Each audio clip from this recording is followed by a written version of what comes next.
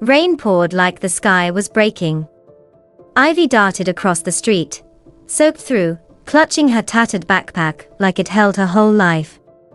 Her heels slipped, her breath burned, but she didn't stop.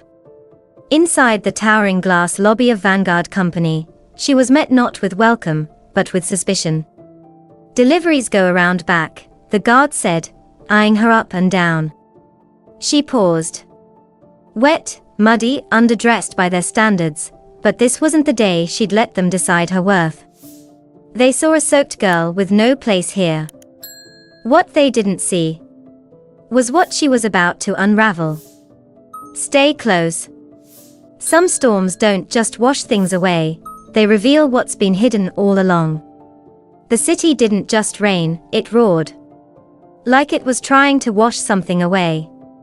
Thunder cracked above the skyline, loud enough to rattle the glass bus stop where Ivy Quinn stood trembling, one hand gripping the broken strap of her backpack, the other holding a paper umbrella now flipped uselessly inside out. The bus was stalled 3 stops away. Flashing red lights. Engine smoke. A driver yelling into his radio. And Ivy. She'd already waited too long. Time was bleeding away. She yanked off her heels and ran. Cold water slapped against her calves with every step, the soles of her feet burning against the jagged pavement. Cars hissed by in sheets of spray, blinding her momentarily. Horns blared. She kept running, breath catching in her throat, her blazer clinging like a wet towel. Somewhere along the way, her hair tie snapped, her curls now stuck to her face, her neck, her eyes. She didn't care. Don't be late. Not today. Please, not today. When she finally reached the crosswalk, she stopped, panting, heart hammering against her ribs. Her eyes lifted, and there it was. Vanguard Company. The building pierced the sky like a shard of crystal. 44 stories of black glass, steel bones, and ruthless energy. Its walls shimmered under the storm like it was untouchable. From where she stood, it didn't look like an office. It looked like a fortress. She wiped rain from her face with a shaking hand and stepped into the crosswalk. A taxi splashed past, muddy water up to her knees. Ivy flinched, but didn't stop.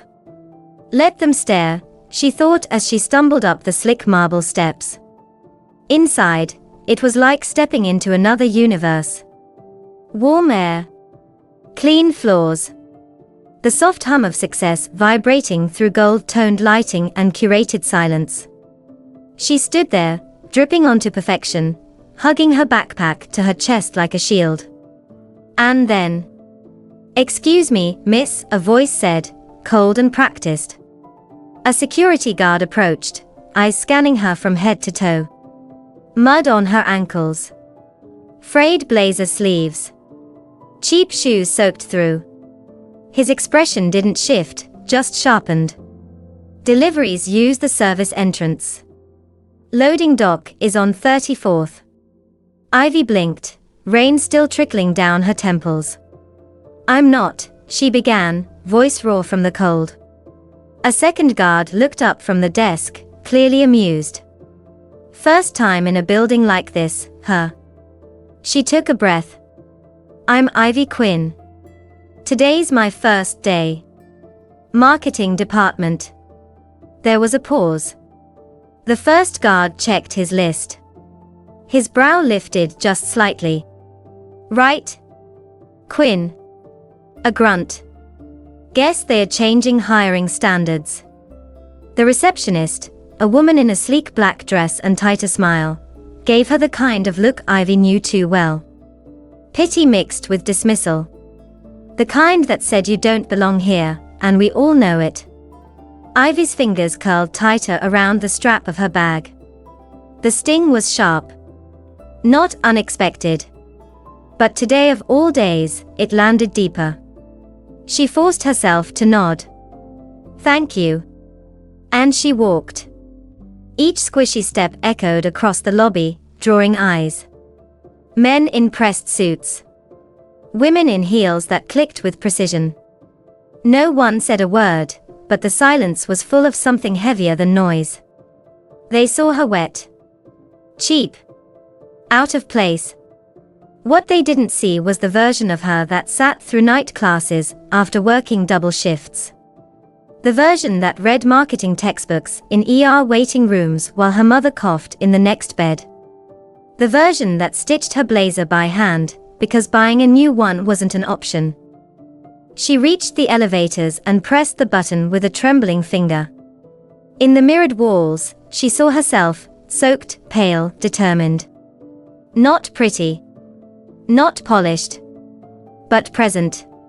When the doors opened, she stepped inside alone. Her heart beat loud. Not from fear. From knowing, they have no idea who I am. But they will. The elevator chimed on the 21st floor.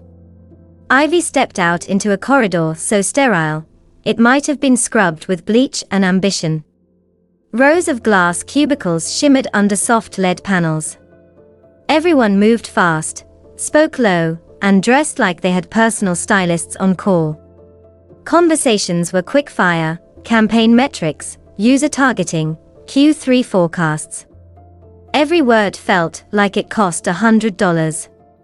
Her soaked shoe squeaked against the polished tile. Heads turned.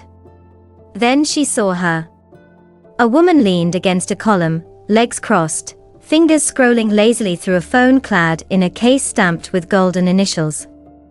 Blonde hair twisted into a sleek bun, lips painted a surgical red, a body draped in a navy pantsuit that probably cost more than Ivy's rent.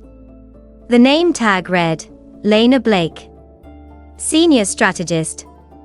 Lena looked up, and for the briefest moment, her eyes widened, at Ivy's damp sleeves, at the faded stitching of her thrift tote. Then her lips curved into something that wasn't a smile. "You're late," she said, not bothering to hide her distaste. "I'm sorry," Ivy replied, catching her breath. "The bus." Lena tilted her head with mock curiosity. "Buses. Right. Didn't realize those were still a thing."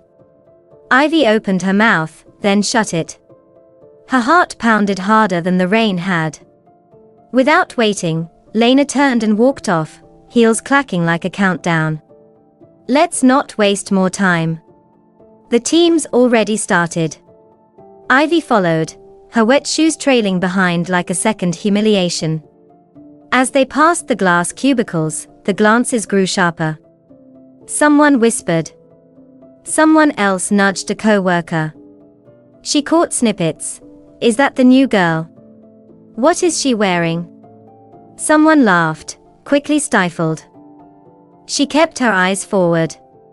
One foot in front of the other.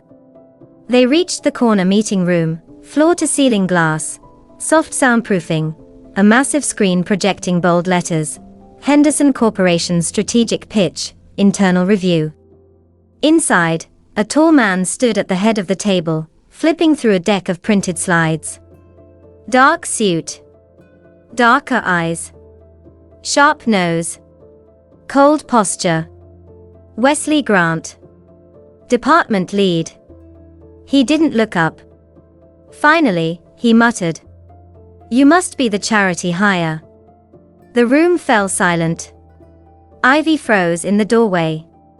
From behind, Lena added, almost sweetly, she's the one from ours rural initiative. You know, diversity through geography. Wesley raised an eyebrow. Charming. Then he looked at Ivy properly. Eyes like X-rays. Here's what I need from you, Miss Quinn. Listen, watch, don't speak. Henderson Corporation is not a playground client. This department doesn't make mistakes. Ivy nodded. Understood. No, he said, walking a step closer. You don't. But if you're lucky, you might learn something. Lena slid into a chair, crossing her legs. She can shadow me. I'll teach her all the things HR forgot, like not dressing for a job at your local library. A chuckle from across the room. Ivy's cheeks burned, but she didn't move. She refused to give them that satisfaction. Wesley pointed to an empty chair by the wall. "Sit there. Don't touch anything." She obeyed silently, settling into the cold leather chair, pulling out her notepad like it was armor. The meeting began, marketing jargon layered over ego, performance numbers passed around like trophies, slide transitions so sleek they practically winked. But Ivy wasn't just watching. She was seeing. Every missing data point. Every inflated chart. Every line of strategy that felt off. No one noticed her scribbling. No one cared. By the time the meeting wrapped, it was nearly noon. The team stood, already planning where to eat. Rooftop brunch. Omakase sushi. Someone joked about canceling their personal trainer after last week's wine tasting. No one invited her. Ivy packed her things and slipped out without a word. She found a small park 4 blocks down, the kind tucked between luxury buildings to make people feel like the city still had soul. The trees barely held back the drizzle. Her bench creaked under her weight. She unwrapped her sandwich, 2 slices of supermarket bread, some turkey, a smear of mustard. It was soggy. She took one bite. A crash. She turned her head just in time to see a man, mid-50s, maybe older, hit the ground, his delivery bike tangled around him. Boxes had spilled open, food containers smashed, documents soaked and fluttering like broken wings across the walkway. Without thinking, Ivy ran. "Are you okay?" she called out, kneeling beside him. The man winced, but managed a pained smile. "Just old bones and bad luck." He was soaked. Hair graying. Jacket thin. His hands shook as he tried to collect the scattered envelopes. Ivy knelt lower. "Let me help." She gathered the papers, shielding them from the rain with her body, using her sleeve to wipe the cleanest ones. Her cheap umbrella barely held up, but she leaned it over his head anyway. Then, without hesitation, she tore her sandwich in half. "Here," she said, holding it out. "It's not much, but..." The man looked at her for a long moment. Rain trickled down his temples. His eyes were kind, but something sharper glinted beneath them. "You didn't have to do that," he said quietly. "I know," Ivy replied, smiling. "But I wanted to." He took the sandwich slowly, as if weighing something more than bread. Then, softly, "They won't see you coming." She blinked. "Sorry." The man pushed himself up, brushing water from his sleeves. "People like them, they look, but they never see. But you. You see more than you let on." He turned to go, but paused. "Charlie," he said. "Thanks for stopping." She opened her mouth to respond, but he was already walking away, disappearing into the rain like he'd never been there. Ivy sat back down. Her sandwich forgotten in her hand. She looked at the rain falling around her, and for the first time that day, she didn't feel invisible. She felt seen. And that, somehow, was enough to keep going. The hum of the office printer was the only sound in the room, soft and rhythmic, like a ticking clock before detonation. Ivy sat at her borrowed workstation, sleeves rolled up, fingers moving swiftly across the keyboard. The team was prepping materials for Vanguard's biggest pitch of the quarter, Henderson Corporation. Their most lucrative client. The presentation was tomorrow. Everything had to be flawless. And yet, something wasn't. She had been assigned to reformat and consolidate the sales data slides into a new deck, pulling numbers from archived reports and cross-referencing them with real-time dashboards. It was tedious work, the kind people like Lena dumped on the new girl. But Ivy didn't mind. She watched while she worked. And today, what she saw made her stop cold. As she clicked open a folder labeled HEND Reports Auth, her eyes caught a stray file, buried deep, misnamed, and unlabeled in the version tracker. It had been lumped in with updated numbers, but the format was older. A subtle inconsistency in the font. She clicked it open. Revenue projections. Q2. Client, Henderson Corp. At first glance, they looked fine. But Ivy's eyes were trained from long nights of balancing tuition bills and Excel formulas. She knew how numbers felt. And these didn't feel right.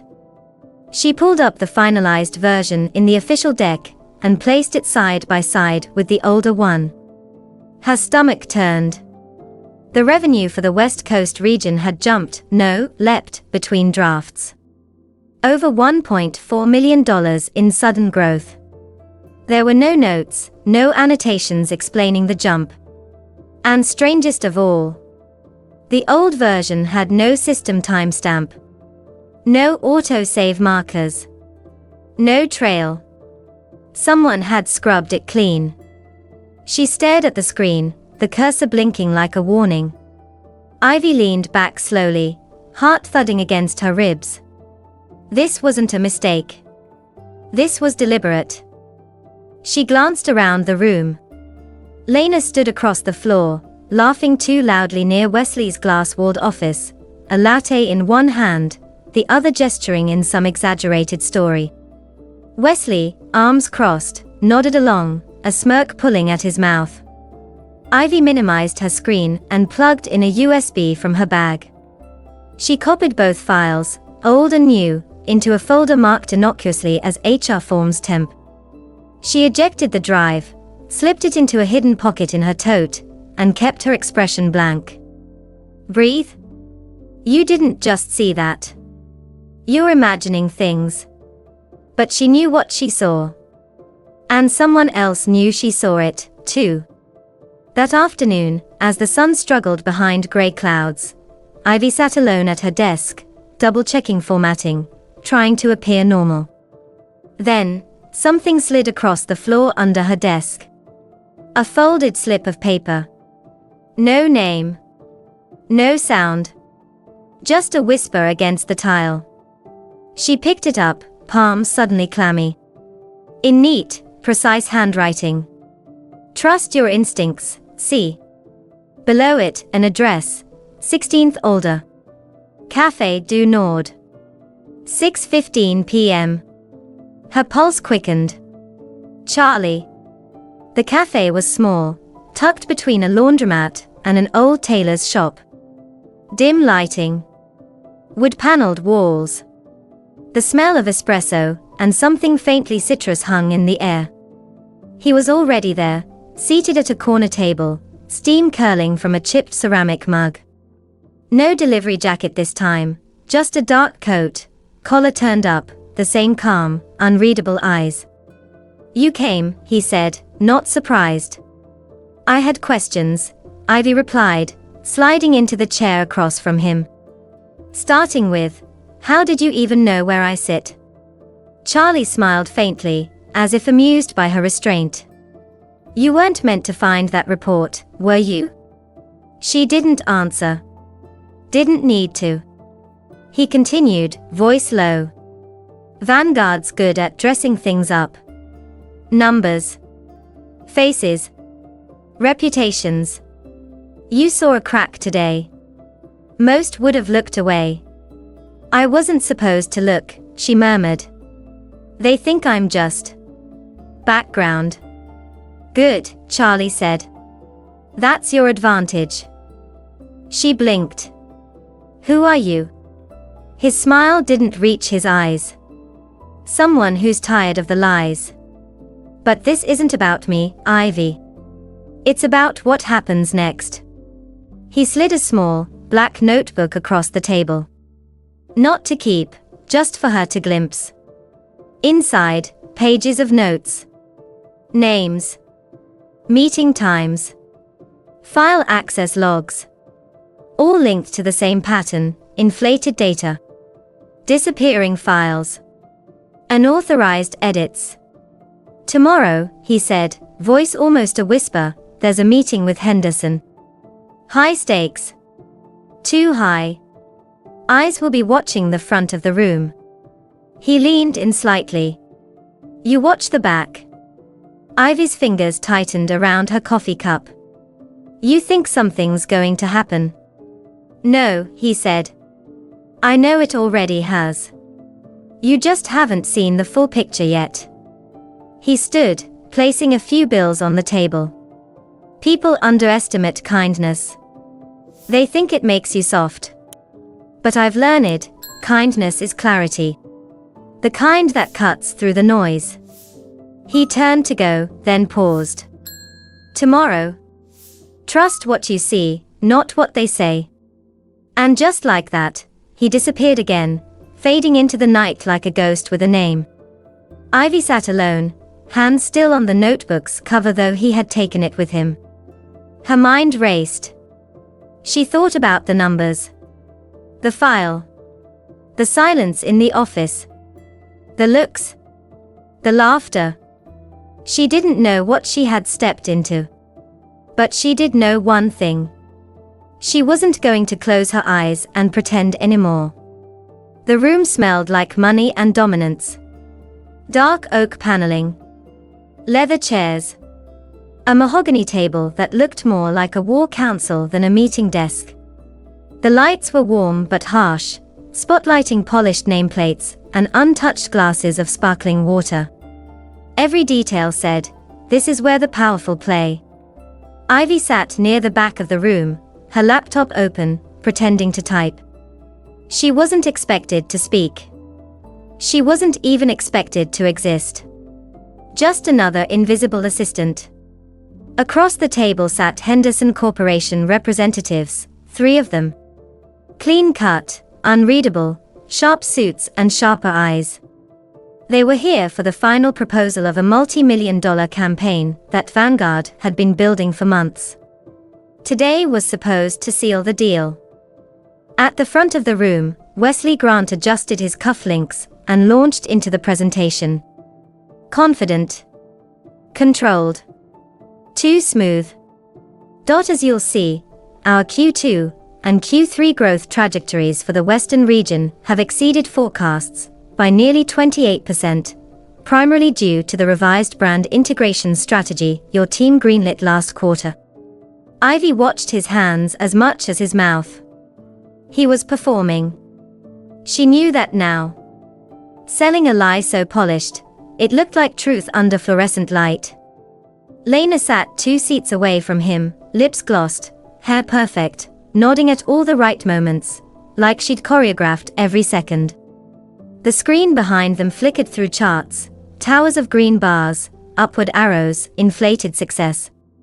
Ivy's fingers hovered over her keyboard, pretending to take notes, her eyes glancing toward the door every 10 seconds. Come on, Charlie. Please. Then. A knock. Light. Polite. The door cracked open. A man in a gray uniform stepped inside, expression blank, carrying a sealed envelope. Internal dispatch for Ivy Quinn, he said. Wesley paused, brows twitching. In the middle of a meeting. The courier walked directly to Ivy, placed the envelope on her desk, and left without a word. Her fingers trembled as she opened it beneath the table. Inside, a single printed page. Black ink. A system diagram, the company's internal data access logs. Highlighted paths traced unauthorized access to sales reports. Exact times. Exact dates. One of them matched the day the Henderson numbers had been altered. Ivy's eyes widened. It wasn't just suspicion now. It was proof. She slowly raised her hand. Sorry to interrupt, she said, her voice steady but louder than she expected. There's a discrepancy I need to address. Wesley turned so fast his collar jerked. I'm sorry, what are you doing? He snapped, voice like a blade. Ivy stood. She held up the printed data path, heart pounding so hard it nearly drowned her voice. The numbers on slide 12, Western Region Revenue Projections. I found earlier versions that show significantly lower figures. The newer data seems to have been altered manually, and this, she raised the diagram, shows someone accessed the report from a restricted branch of the system that doesn't track updates properly. Lena stiffened. Wesley's smile vanished. One of the Henderson representatives sat forward. You're saying the numbers were falsified? Ivy didn't blink. I'm saying they were changed. Without system tracking. Without audit logs. That alone should have flagged internal security. Wesley barked a laugh, too loud, too forced. That's ridiculous. She's new. She has no clearance to view back-end logs. This is some mix-up. Or worse, he said, his eyes narrowing, she made it up. Edited old files herself, and is now trying to throw dirt to seem relevant.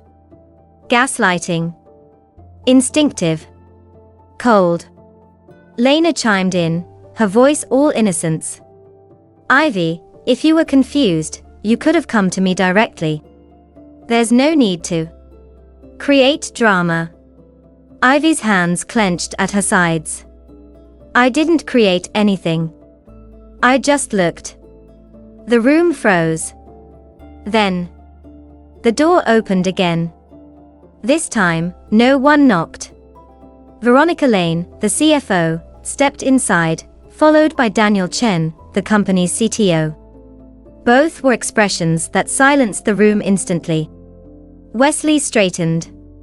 Lena went pale. Veronica didn't sit. She didn't smile. We'll be taking over this meeting, she said crisply. Effective immediately. Daniel placed a folder on the table. Thick. Heavy. Final. Last week, he said, our internal security system flagged multiple shadow entries into the sales department database. At first, we suspected a tech bug. Then we ran the deeper trace. He opened the folder. All paths, 6 in total, led to the same 2 accounts. Wesley Grant. Lena Blake. Wesley rose from his chair, hands raised. Now hold on, this is outrageous. We cross-checked access logs, Veronica said, unmoved. IP traces. Time stamps. Even the metadata buried in exported PDF versions. The manipulations weren't just unauthorized, they were systematic. Targeted. And always followed by polished presentations. Lena's voice was a whisper. This wasn't. The Henderson representatives exchanged glances, one of them already closing his laptop with a tight frown. Vanguard Company, one said calmly, owes us an explanation. And a damn good one. Veronica turned to Ivy. You saw what we didn't want to see, she said. And you spoke, even when it put you at risk. Ivy didn't know what to say. Her breath shook. Wesley sat back down, no longer grand, no longer smug. Just cornered. The numbers had spoken. And the room, once full of polished power, now looked like a stage after a curtain crash, silent, broken, raw. The elevator rose in silence, no music, no chatter, just the soft hum of machinery and the racing thud of Ivy's heartbeat in her chest. Floor 44. The executive floor. The place no regular employee had reason to visit unless summoned, or fired. When the doors opened, she hesitated. The space ahead was nothing like the rest of Vanguard. It was quiet. Minimal. Power hummed not through design, but through absence of clutter, of distraction. White walls. Glass partitions. The air smelled faintly of bergamot and leather. A receptionist with a Bluetooth headset gave her a quick nod. He's expecting you. Third door on the left. Ivy. She almost asked. Me? Her feet carried her down the silent hallway. Each step on the marble floor echoed louder than it should have. Her fingers grazed the wall for grounding. She stopped in front of the indicated door. Brushed her hand down her blouse. Took a breath. Then pushed it open. And froze. He was already there. But not as she knew him. Gone was the delivery jacket. Gone were the damp sleeves, the old bike, the paper bags. Sitting behind a massive black desk was the man they all talked about but never saw. Knox Wilder. CEO. Founder. The ghost in the tower. Now in a charcoal suit tailored to perfection, shirt crisp, tie undone, just slightly like he didn't need to try too hard. His dark hair was swept back, and his presence undeniable. Commanding. Magnetic. As if the room tilted toward him just slightly. And yet, his eyes, still the same. Watchful. Warm. Charlie. Ivy's breath caught in her throat. You? She whispered. You're. The faintest smile curved his lips. I'm sorry, I didn't introduce myself properly the first time, he said calmly, rising to his feet. My name is Knox Wilder. Founder and CEO of Vanguard Company. Her brain stumbled over the words. I gave you half my sandwich, she blurted. He laughed, a real one. Not polite. Not rehearsed. Best sandwich I've had all year. She stood rooted, uncertain if she should sit, bow, or run. Knox gestured to the chair across from him. Please. You've earned a seat at the table, at this table. Still in shock, Ivy slowly Saturday. Knox studied her, his expression thoughtful. Not cold. Not corporate. Like he was seeing her, not as a subordinate, but as something far more rare in a place like this, an equal. I've been watching this company shift, he began, voice low. Year by year. The Polish got shinier. The words got smarter. But something underneath started to rot. She listened, every nerve on edge. I could have launched an internal audit, he continued. Sent legal in. Scrutinized reports. But I already knew what they'd find, only what people wanted them to find. He leaned forward slightly. So I took a different route. I went down to the ground floor. I became a shadow. Watched how people behaved when they thought no one was watching. That's where you see the truth. He paused, eyes steady on hers. And then I met you. Ivy's mouth went dry. You set it all up. No, he said. But I was hoping someone like you would show up. Someone who didn't just survive here, but refused to bend. He reached into the drawer and pulled out something small, a worn, black and white photo. A much younger Knox, sitting beside a hospital bed, holding his mother's hand. Her face was pale, but smiling. I grew up the son of a waitress with a failing heart and no insurance, he said quietly. Kindness was never a luxury. It was the only currency that mattered. He met her gaze again. You reminded me of that. Ivy blinked fast, the weight of his words sinking in. He stood and walked around the desk, stopping beside her. You didn't speak up because you wanted credit. You did it because it was right. You didn't help a stranger because it would lead here. You did it because that's who you are. He extended his hand. Thank you, Ivy. Her throat tightened. I didn't think anyone saw me. I did, he said simply. From day one. And now the entire company will. She took his hand. And for the first time since she walked through Vanguard's glass doors, soaked, judged, unseen, Ivy felt invincible. News travels fast in a building like Vanguard. Faster when the walls are made of glass. By the next morning, Wesley Grant and Lena Blake were no longer with the company. No emails. No farewells. Just the cold efficiency of deactivated badges and an HR escort before sunrise.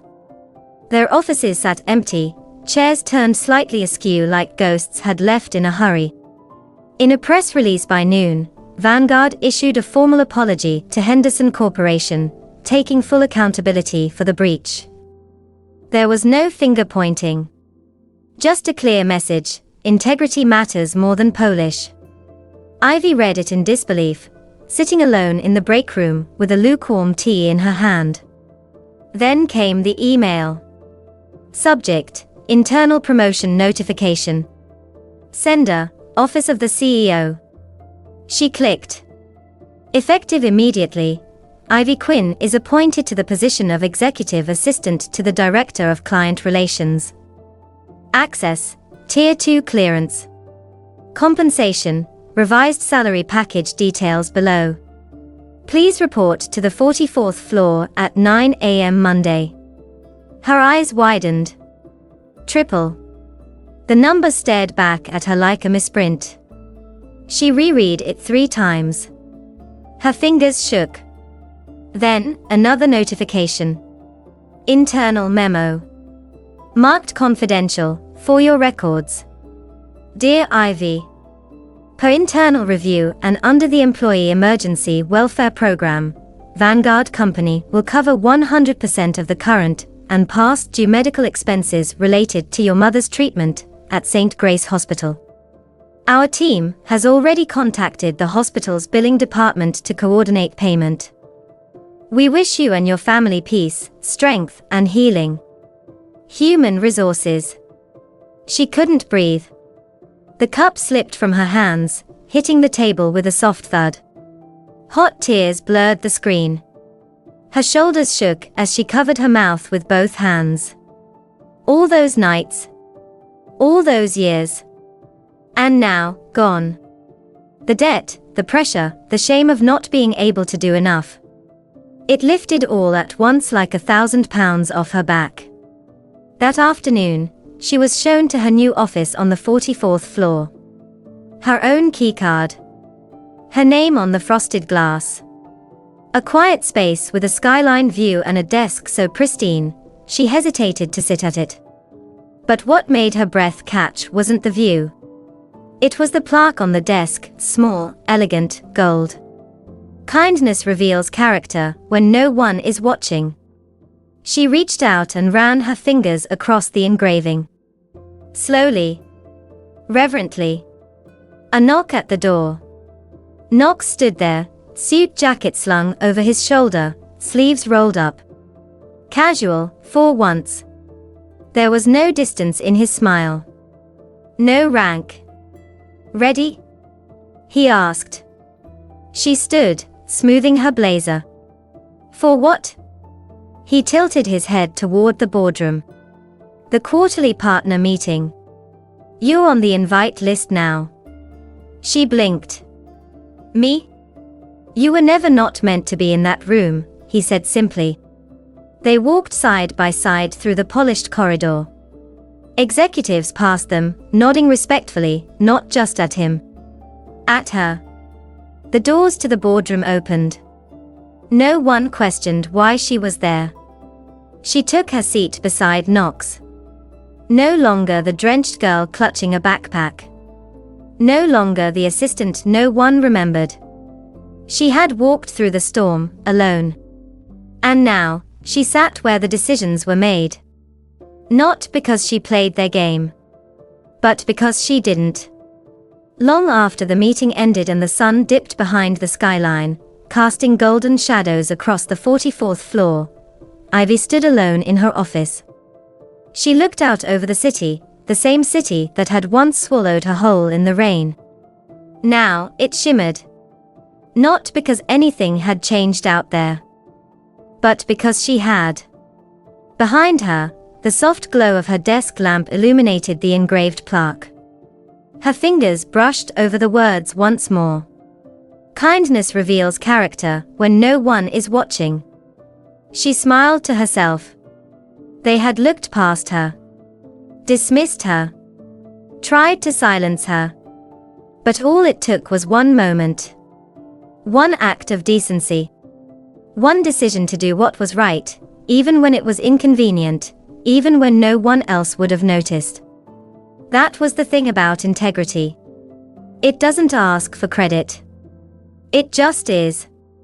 And sometimes, the smallest act, a sandwich, a helping hand, a truth spoken when fear says stay silent, is the beginning of something that changes everything. Because even in the darkest towers, kindness will always find a way to shine.